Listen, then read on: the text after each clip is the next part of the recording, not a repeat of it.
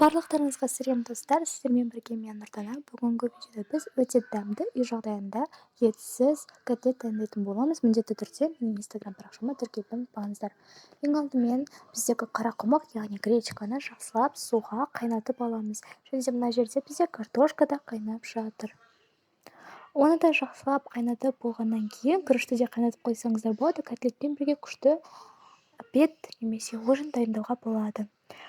Піскен картошка, яғни бұны біз бағанағы картошкамызды жақсылап тазалап аламыз, бөлек ыдысқа жартысын салып аламыз.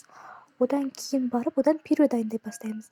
Ең алдымен шанышқының көмегімен ұсақ бөлшектерге бөліп, одан кейін барып миксердің көмегімен жақсылап араластырып отырамыз. Арасында сұйық май құйып жіберсеңіздер болады. Тұз салсаңыздар да болады, бірақ өте көп салудың қажеті жоқ. Жақсылап езіп пішін келтіріп алғаннан кейін қарақұмық салатын боламыз. Және де екеуін жақсылап араластырып, шанышқының көмегімен езіп аламыз. Мінекей осындай болады.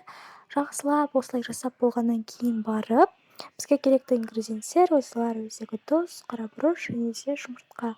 Ең алдымен ыдысымызға жұмыртқаны салып, одан соң шанышқының көмегімен қайтадан жақсылап араластырып, шым-шым тұз саласыздар. Одан кейін барып қарабұрыш саласыздар. Және де барлығын қайтадан жақсылап араластырып аламыз.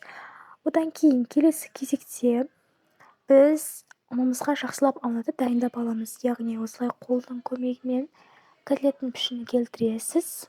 Видеодағыдай. Немесе құрт секілді домалақ қылып, ортасына есіп қалсаңыздар да болады, сонда да күшті болып дөңгелек пішінде шығады.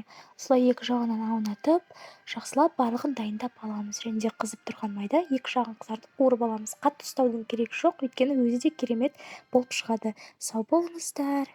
Міндетті түрде дайындап көріңіздер.